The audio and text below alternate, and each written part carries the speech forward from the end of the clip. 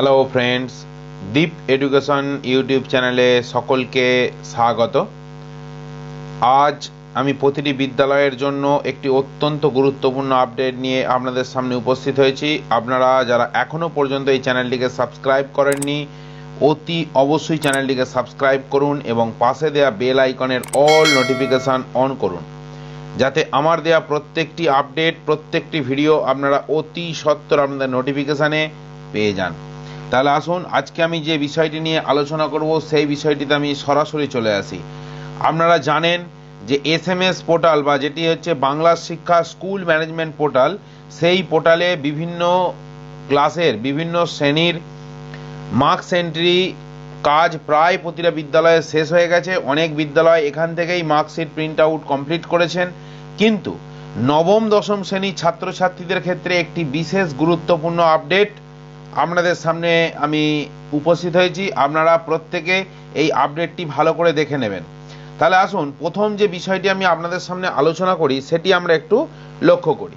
এখন দেখুন, নবম শ্রেণীর ক্ষেত্রে আমরা জানি যে মধ্যশিক্ষা পর্ষদের নির্দিষ্ট গাইডলাইন অনুযায়ী যে সমস্ত ছাত্রছাত্রীরা প্রত্যেকটি বিষয়ে পাশ করবে তাদেরকেই আমরা নবম শ্রেণী থেকে দশম শ্রেণীতে আমরা প্রমোটেড করব।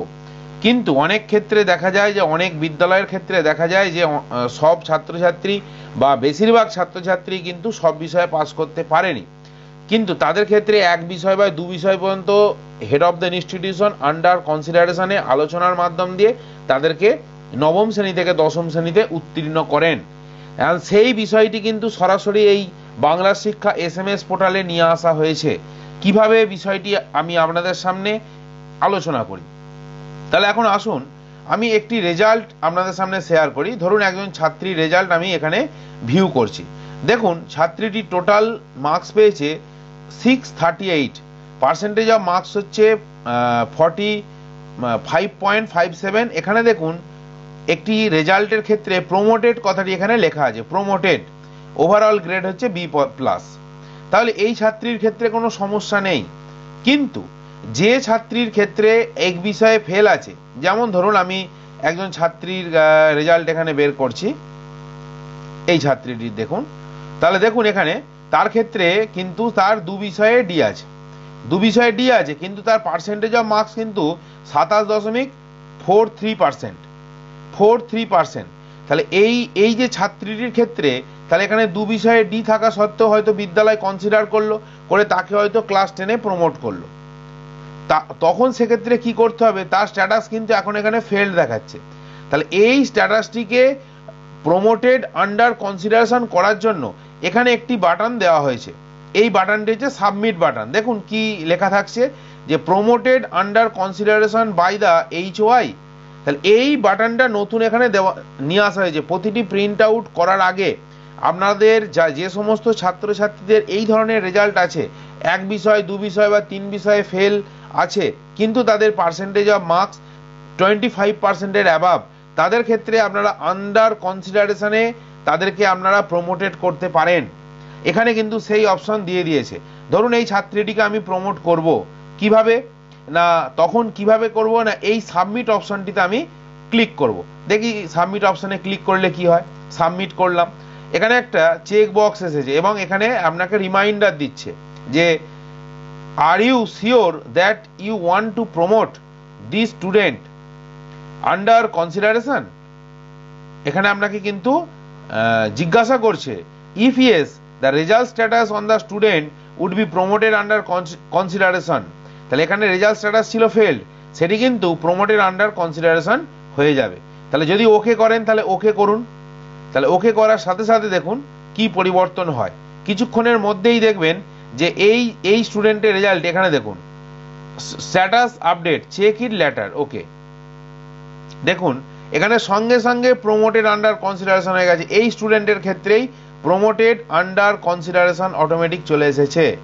তাহলে এইভাবে কিন্তু আপনারা নবম শ্রেণীর প্রত্যেক ছাত্রছাত্রী যাদের রেজাল্ট এক বিষয় দু বিষয় বা তিন বিষয়ে ফেল করেছে, তাদেরকে আপনারা প্রমোট করতে চাইছেন নবম শ্রেণী থেকে দশম শ্রেণীতে, তাদেরকে কিন্তু এইভাবে আপনারা প্রমোশনের যে সাবমিট বাটন আছে সেই সাবমিট বাটনে ক্লিক করে এই অংশটি নিয়ে আসবেন, প্রমোটেড আন্ডার কনসিডারেশন।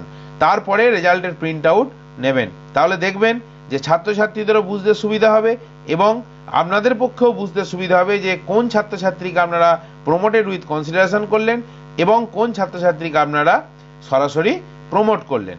তাহলে এইভাবে আপনারা যদি কাজটি করেন তাহলে দেখবেন খুব সহজে কিন্তু কাজটি আপনার কমপ্লিট করা হবে। ধরুন আরেকটি স্টুডেন্টের রেজাল্ট আমি দেখি,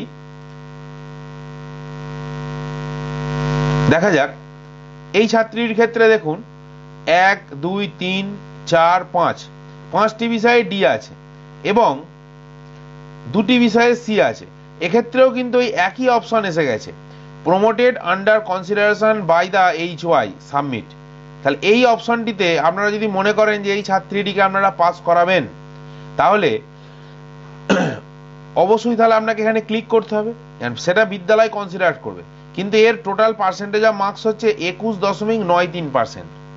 তাহলে এই জায়গায় বিদ্যালয় সিদ্ধান্ত নেবে যে তাকে পাস করাবে না তাকে পুনরায় এই ক্লাসে ডিটেন করবে। তাহলে সেই অপশনটি আপনি রাখবেন, তখন যখন প্রিন্ট আউট বের করবেন তখন ফেলড অপশন আসবে, মানে তাকে ফেল করানো হয়েছে। তাহলে এইভাবে আপনারা কাজটি করুন।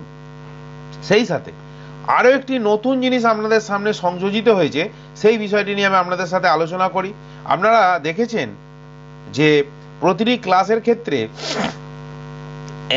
শুধুমাত্র একজন করে স্টুডেন্টের রেজাল্ট আপনারা প্রিন্ট আউট করতে পারছিলেন। এখানে দেখুন ইভ্যালুয়েশন, এই যে মেনু আছে, এই মেনুর আন্ডারে যে কটি সাব মেনু আছে তার মধ্যে একটি নতুন সাব মেনু এখানে যুক্ত করা হয়েছে, সেটি হচ্ছে বাল্ক প্রিন্ট 2023।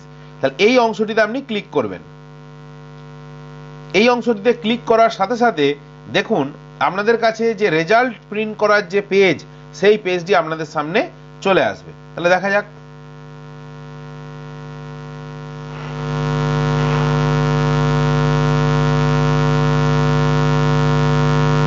দেখুন রেজাল্ট যে বা প্রোগ্রেস রিপোর্ট প্রিন্ট করার যে পেজ সেটি চলে এসেছে। এখানে আপনি ক্লাস সিলেক্ট করলেন, ক্লাস 5 এ সেকশন সার্চ, ক্লাস ধরে ধরে আপনি কি করবেন, এখানে দেখুন শুধুমাত্র প্রিন্ট অপশন আছে, একটি করে প্রিন্ট, আর এখানে হচ্ছে প্রিন্ট অল মার্কশিট।